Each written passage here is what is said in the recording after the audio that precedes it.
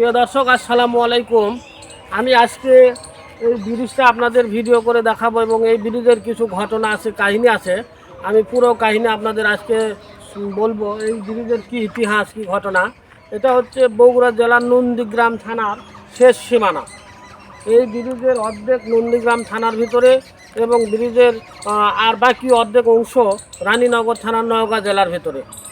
তো আমি আপনাদের এই ব্রিজের মাঝখানে গিয়ে দেখাবো। তার আগে দেখায় এইদিকে যে রাস্তা দেখতে পাচ্ছেন, এইদিকে যে রাস্তা দেখতে পাচ্ছেন, এটা হচ্ছে পণ্ডিতপুকুর থেকে এই রাস্তা এসেছে। আর অপর দিকে যে রাস্তা আপনারা দেখতে পাচ্ছেন এইদিকে, এই রাস্তা হচ্ছে আপনার নাগরকান্দি, গুলিয়া, কৃষ্ণপুর এই রাস্তা দিয়ে এখানে যারা আবাদ পুকুর যাবে তাদের জন্য রাস্তা। আমি এখন বর্তমানে ব্রিজের মাঝখানে দাঁড়িয়ে রয়েছি। দেখেন এই কালো বিটটা একটু দেখান তো ভিডিও করে। কালো বিট দেখতে পাচ্ছেন, এটাই হচ্ছে ব্রিজের মাঝখানে। এখান থেকে পূর্ব দিকে এটা হচ্ছে নন্দীগ্রাম থানা, বগুড়া জেলা। আর এখান থেকে পশ্চিম দিকে রানীনগর থানা, নওগাঁ জেলা। এই ব্রিজের মাঝখান দিয়ে একটা নদী, এই নদীর নাম হচ্ছে নাগর নদী। দেখেন নাগর নদীটা আপনাদের দেখায়, একটু নিচে দেখান। এই নাগর নদীতে বর্তমানে কোনো পানি নেই, বিশাল নদী। এটা হচ্ছে যে নাগর নদী দেখেন। আর এই পাশে একটু দেখায়, এখান থেকে এই পাশে নাগর নদী দেখাচ্ছি আপনাদের। এই নদীতে এখন বর্তমানে পানি নেই, নাগর নদীটা এখন বর্তমানে শুকিয়ে গিয়েছে। যখন বৃষ্টি বাদল অর্থাৎ বর্ষার মৌসুম, তখন এই নদীতে প্রচুর পানি থাকে এবং এই নদী দিয়ে সবসময় নৌকা চলাচল করে। এটা হচ্ছে নাগর নদী। আর এই নাগর নদীর উপর দিয়ে এই ব্রিজটা করা হয়েছে অনেক দিন আগে, দুই থানা মিলে, রানীনগর থানা নওগাঁ জেলা এবং বগুড়া জেলার নন্দীগ্রাম থানা, দুই থানা মিলে এই ব্রিজটা উদ্বোধন করা হয়েছে।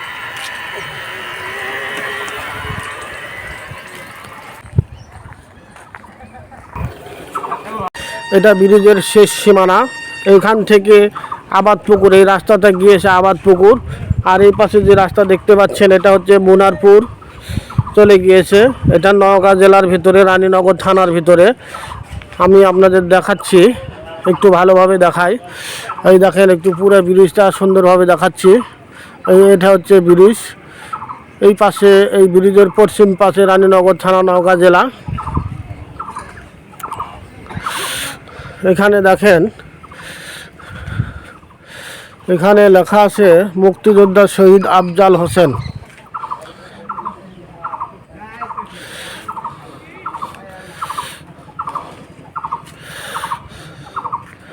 এখানে লেখা আছে মাদার তুলি গাছের দান বক্স মসজিদের জন্য।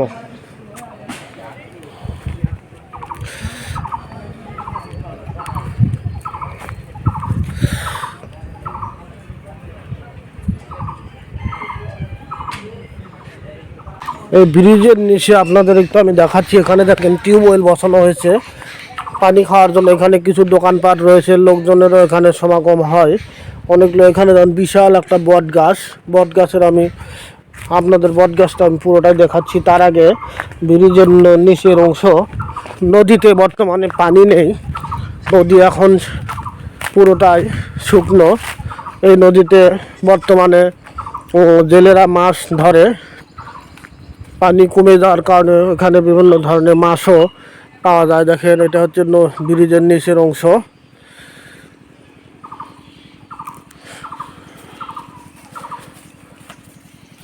এখানে গরু ছাগল মানুষ বেঁধে রাখে। এখানে প্রচুর ঘাস দেখা যাচ্ছে এবং অনেকগুলো মানুষ এখানে মাছ মারার জন্য বসে রয়েছে। কেউ জাল নিয়ে, কেউ বড়শি নিয়ে বিভিন্নভাবে মাছ এখানে মারছে।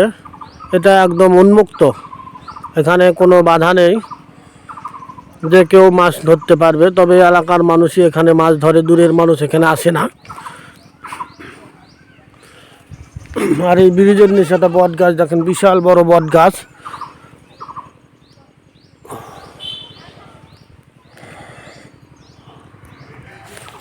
দেখেন ব্রিজের নিচের অংশ আমি ভালোভাবে দেখাচ্ছি আপনাদের, পুরোটা আপনারা দেখেন।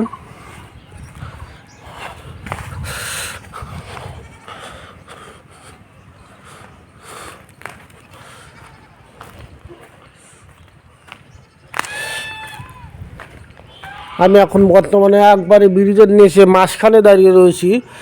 নাগর নদী, এটা নাগর নদীর মাঝখানে। এই নাগর নদীর অর্ধেক নন্দীগ্রাম থানা এবং অর্ধেক রানীনগর থানা, দুই থানার অংশ। বগুড়া জেলা নন্দীগ্রাম থানার শেষ সীমানা এবং নওগাঁ জেলা রানীনগর থানার শেষ সীমানা এই নাগর নদীর মাঝখানে।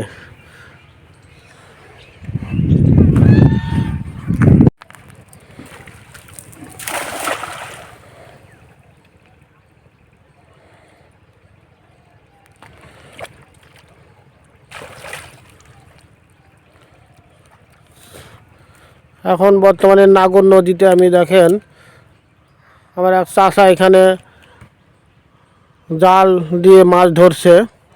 দেখা যাক কীরকম মাছ পায়। তার আগে আমি চাষার একটু ব্যাগের ভিতরে দেখাই আপনাদের মাছ। অনেকগুলো মাছ দেখা যাচ্ছে, সব ছোট মাছ, চিংড়ি পুঁটি। এগুলো পুঁটির মাছই বেশি।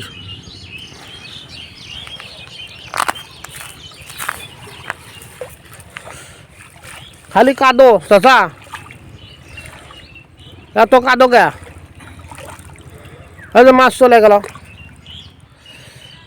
জাল কি কানা নাকি?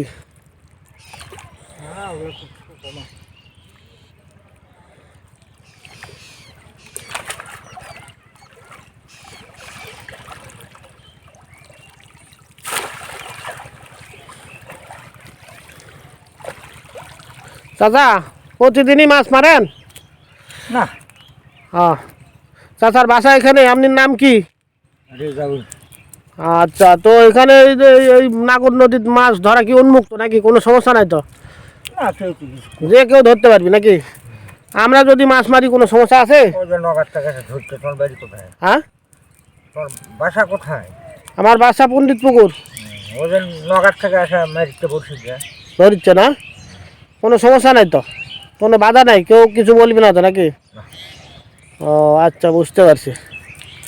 ঠিক আছে চাচা।